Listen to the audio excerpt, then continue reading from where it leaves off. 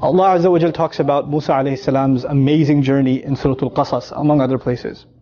And one of the things he tells us in Surah Al-Qasas is that when he ran away from Egypt after having accidentally killed a person by punching him, he finally reached the waters of Madian, and he pursued the waters of Madian and finds a bunch of people, giving water to their sheep there.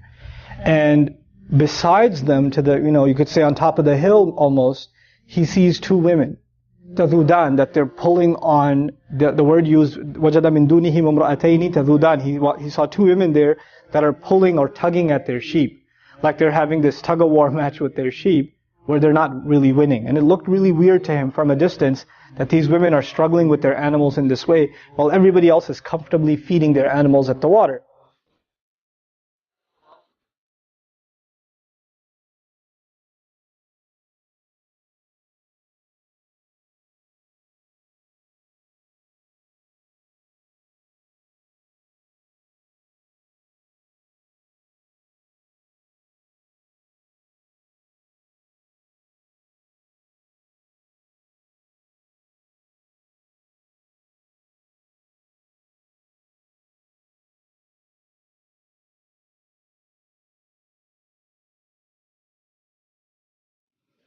So he went up to them and said, قَالَ مَا خَطْبُكُمَا. He said, what's your problem? What's going on here? What's the deal? This already is a huge lesson. We are supposed to have haya, the men are supposed to have modesty, and they're supposed to, guard their tongue and their eyes and things like that. But when someone's in trouble or somebody's having trouble, there's nothing wrong with you going and saying, can I be of service? What's going on here? But you have to mind yourself, right? So he didn't go and have an elaborate conversation and try to make small talk with them. He just went and said, مَا خَطْبُكُمَا. What's going on with both of you? And they responded, قَالَتَا لَا نَسْقِي حَتَّى يُسْقِيَ الرِّعَاء. They said, we can't feed our animals until the entire flock of everybody else is done. There's men down there. Apparently they don't have a lot of courtesy, so they're feeding their animals and they won't give us room. We don't want to rub elbows with them and go and feed our animals, so we're going to wait until they're all done and all gone, even if it takes us all afternoon, and eventually we'll, give our sheep and our goats, etc., some water. Of course, the goats and sheep are not that understanding, and they don't understand these laws. So the animal sees the water and it wants to rush towards it, and they have to constantly pull back on them. I bring this up because this is a really cool example in the Quran of women in the workplace. They explained that Abuna Shaykhun Kabir, they said our father's an old man. And because he's old, it's understood, it's in between the lines that he's not able to work anymore. He's not able to, tend to the animals and take care of the expenses of the household and everything else. And he only has daughters. He's got 2 girls. And you know what? They have to go out there and work. This is a reality for so many people because of their economic situation, their unique family situation, be it divorce, be it the death of a husband, be it the only daughters that are in a household taking care of the family, old parents. They have to go out in the workforce. It's not something that our deen forbids. It's something that Quran itself talks about.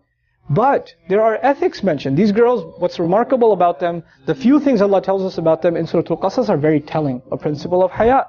Because you're going to be at the workforce, necessarily situations will come that it might be convenient to compromise your standards. Standards of haya, standards of shame, standards of modesty. But so long as you stick to your principles, you can still get work done. It might be inconvenient, just like they were inconvenienced. But you have to, at the end of the day, your principles cannot move.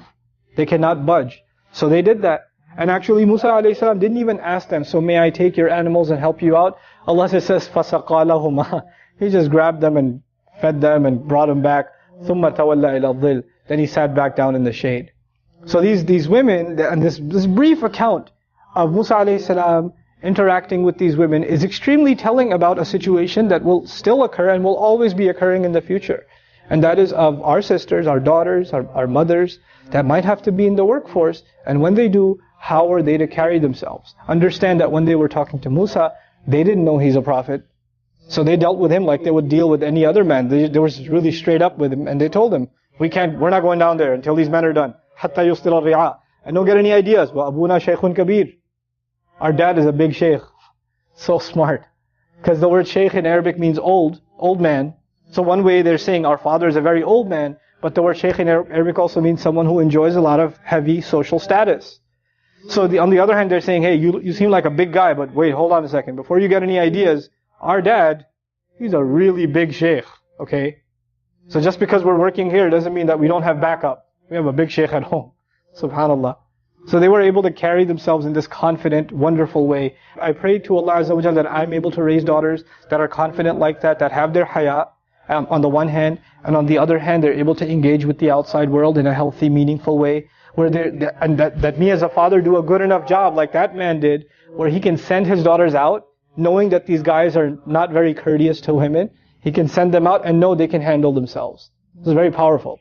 Right? That he had enough confidence in them that he can handle themselves. And if somebody listens to just this and says, well, these girls must have been tomboys. They must have been really outgoing, like boyish personalities, where they're not very shy.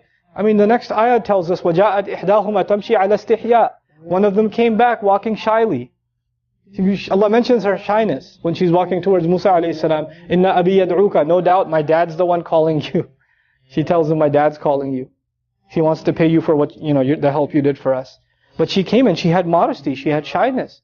So Allah acknowledges on the one hand their confidence, the fact that they're outgoing, the fact that they're being trusted by their dad to deal with the outside world. On the other hand, the quality of shyness is highlighted when they're dealing with a non-mahram man. So it's a very beautiful, story that, in such small words highlights some of the very powerful ethics and moral principles that guide our interactions in the workforce. May Allah Azza wa Jal guide the men and women that are in the workforce and help them never compromise their principles when they are there. Barakallahu li wa lakum.